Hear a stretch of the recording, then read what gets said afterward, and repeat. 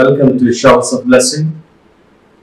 దేవుని కృపలో భద్రపరచబడి నూతన దినములో ప్రవేశించాం.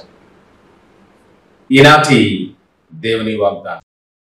వేట కాని ఉరిలో నుండి ఆయన నిన్ను విడిపించును. He will deliver you from the snare of the fowler. 91వ దావీదు కీర్తన 3వ వచనం. Praise God. ఈ నూతన దినములో దేవుడు మీ కొరకు సిద్ధపరిచిన ప్రతి దీవెన ఆకాశపు వాకిళ్ళు విప్పి మీ మీద కృంభరించునుగాక.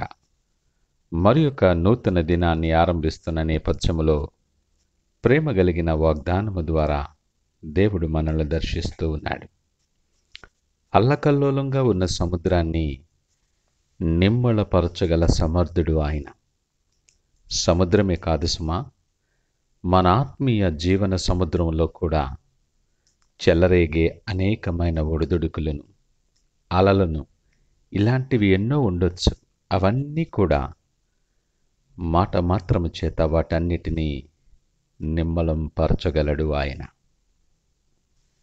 ఆయనకు అసాధ్యమైనది ఏదీ లేదు.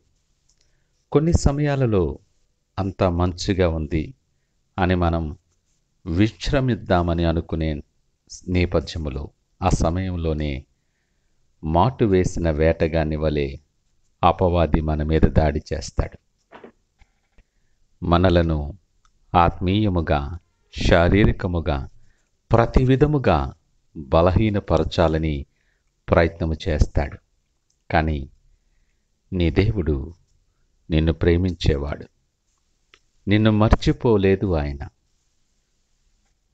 మనందరి ఎడల ప్రేమ కలిగిన వాడై, వాత్సల్యత కనికరము కలిగిన వాడై చేయి పట్టుకొని ప్రేమతో నడిపిస్తాడు ఆయన.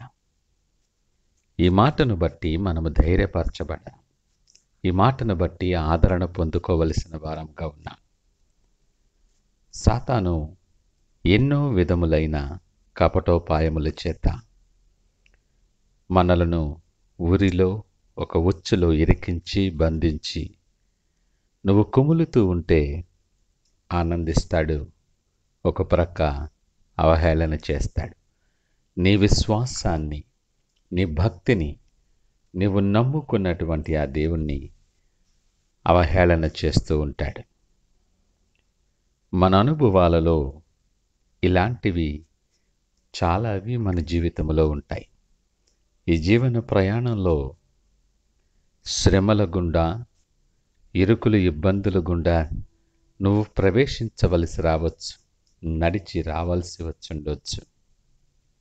నీ పరిస్థితి ఎలాంటిదైనా, ఎలాంటి నేపథ్యమైనా అతడు నీ చుట్టూ ఉన్న ప్రతి బంధకము నుండి నిన్ను విడిపిస్తాడని వాగ్దానము చేస్తూ ఉన్నాడు.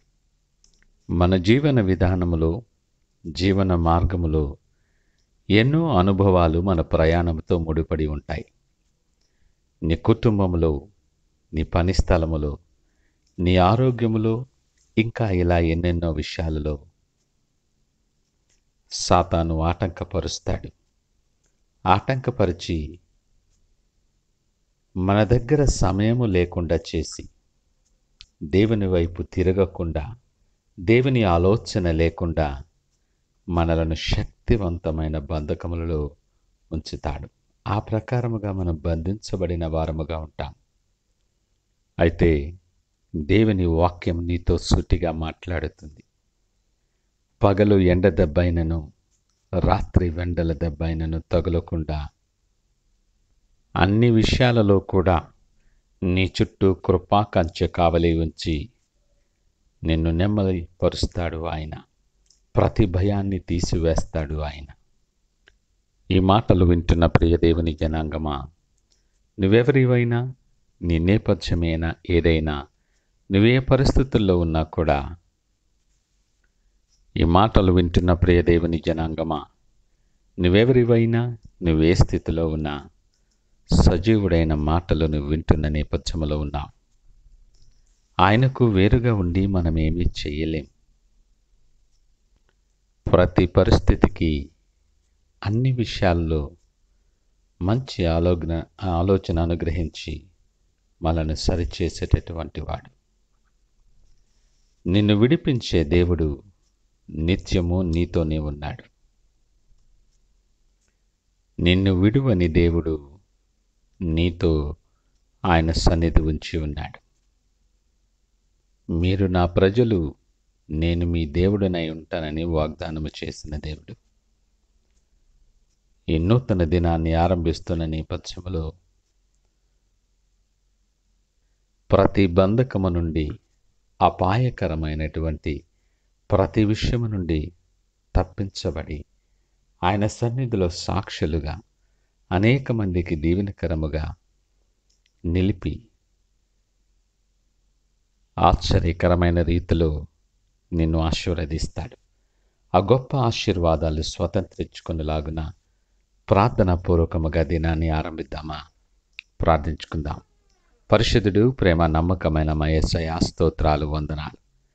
మీరెంతైనా నమ్మదగిన వారని మీకు వందనాలు తెలియచేస్తున్నాం. అనేక విషయాలలో నమ్మకత్వముగా ఉండుటలో మేము విఫలమైపోతూ ఉంటాం. నమ్ముట నీ వలనైతే నమ్మువానికి సమస్తమును సాధ్యమని లేఖనం ఎరుగు కూడా ఆవగింజను పోలిన విశ్వాసము కూడా లేని భ్రష్టులైపోతూ ఉన్నాం. నాతో మాతో మీరు సూటిగా మాట్లాడారు. ప్రతి పరిస్థితికి చాలిన దేవుడని, వేటకని ఊరిలో నుండి విడిపించే గొప్ప దేవుడని మీకు వందనాలు తెలియచేస్తూ ఉన్నా. ఈ నూతన దినములు నీ వైపు చూస్తూ దినాన్ని ఆరంభిస్తుంటుండగా మీరు సిద్ధపరిచిన ప్రతి దీవెన మా మీద కృంభరించి మీరే మహిమ, ఘనత, ప్రభావాలు పొందమని యేసు నామమున అడిగి వేడుకొంచున్నాము తండ్రి. ఆమేన్. God bless you.